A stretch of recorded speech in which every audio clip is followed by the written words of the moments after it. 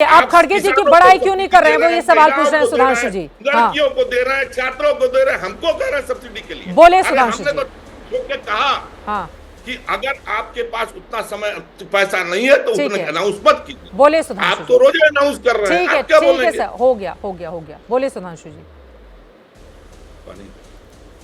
देखिए, मुझे लगता है कि शब्दों की मर्यादा ध्यान रखनी चाहिए रत्नाकर जी को, और फिर अगर आना है तो कांग्रेस प्रवक्ता लगा के आइए। ये मुखौटा क्यों लगा के आते राजनीतिक खुल के बोलिए।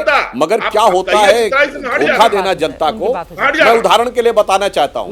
जो राइट ऑफ की बात कही गई वो बिल्कुल राइट ऑफ ही है, उसमें किसी को माफ नहीं किया गया। मगर मैं दर्शकों को बताना चाहता हूँ, अरे क्यों काहे बीच में बोल रहे हैं भाई? अरे तो आप जब बोलेंगे तो कहे नहीं बोलूंगा भैया, आप आरोप लगाए मैं ना बोलूं सुधांशु जी। रत्नाकर जी प्लीज। अरे भाई आप अनपढ़ बोल रहे थे, ये कौन सा विश्लेषण था भाई? कौन सा विश्लेषण? आप सुनिए, मैं बताना चाहता हूं। देखिए, देश को धोखा देना क्या होता है, मैं बताना चाहता हूं। धोखा देना क्या होता है भाई रत्नाकर जी? ये गरीबी हटाओ का नारा कब दिया गया था?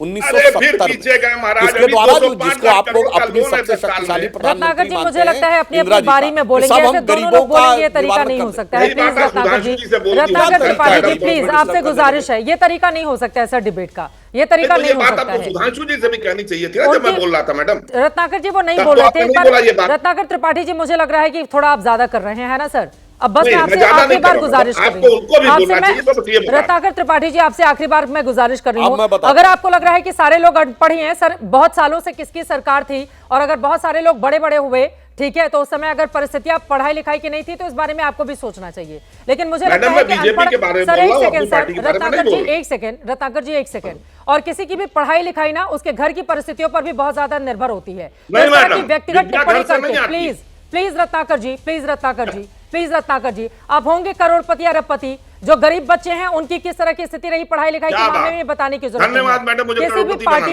एक सेकंड सर रत्नाकर जी, मुझे लग रहा है कि आप बेवजह की फिजूल की टिप्पणी कर रहे हैं और उनको अपनी बात कहने दीजिए। संगीत रागी भी विंडो में है, बहुत देर से उनकी बात नहीं हो पाई। बोलिए, आप अपनी बात पूरी कीजिए, फिर संगीत जी मैं आ रही हूँ। रत्नाकर जी एक लाइन में कह देना चाहता हूं, रत्नाकर जी सबकी किस्मत में वो नहीं होता है कि 100 साल पहले जवाहरलाल नेहरू की तरह चांदी का चम्मच नहीं सोने का चम्मच मुंह में लेके पैदा हुए थे, और जब ऑक्सफोर्ड में पढ़ने के लिए जाते थे कैम्ब्रिज में तो चारों गेटों पे एक एक शोफर ड्रिवन गाड़ी खड़ी रहती थी, वो सबके पास। उसके बाद बताइए कौन सा पीएचडी की है इंजीनियरिंग में कि मेडिकल में पीएचडी करके बैठे हुए हैं उनके आपके कुल गौरव जो हैं। खैर, अब मुद्दे की बात करता हूं।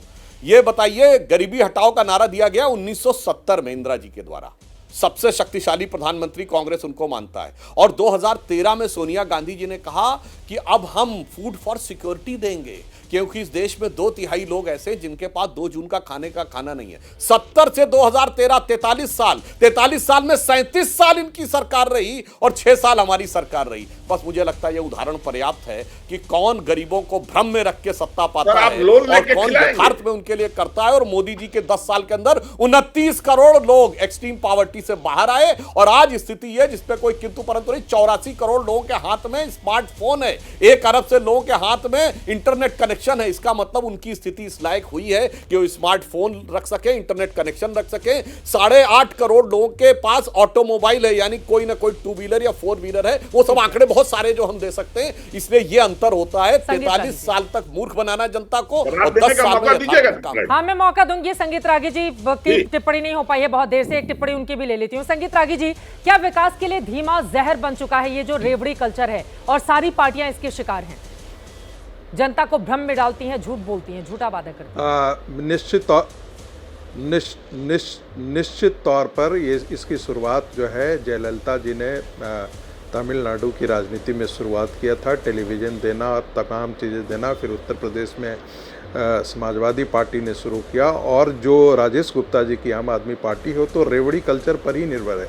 अभी राजेश गुप्ता जी कह रहे थे कि हमारा सरप्लस बजट है, उनको वो जानकारी ले लें कि 64,000 करोड़ का उनका रिसिप्ट है और 71,000 करोड़ रुपए का एक्सपेंडिचर है, तो अभी भी डेफिसिट बजटिंग में चल रहे हैं। एक समय था जब दिल्ली की सरकार और झारखंड की सरकार जो होती थी वो सरप्लस बजट में काम किया करती थी।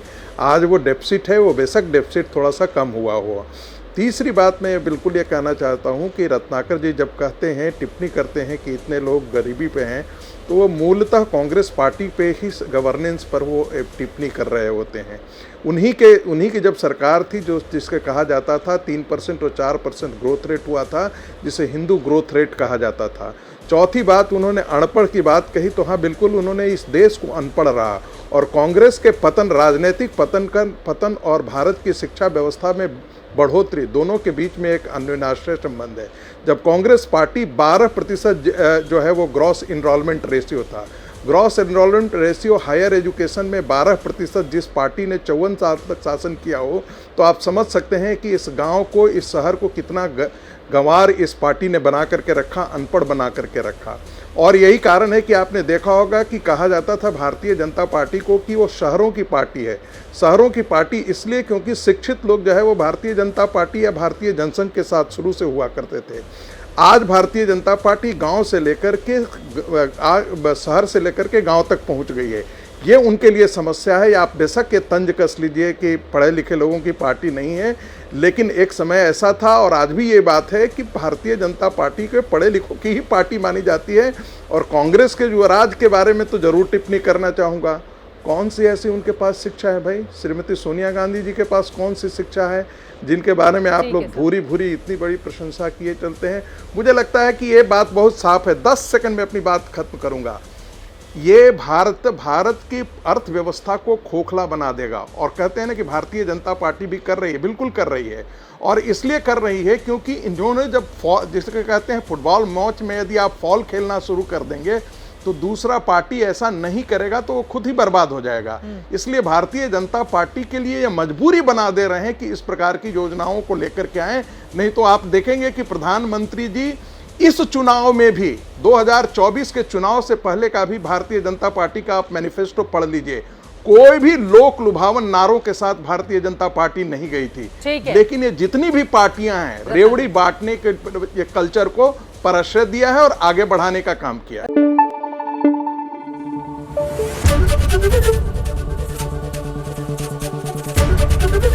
एबीपी न्यूज आपको रखे आगे।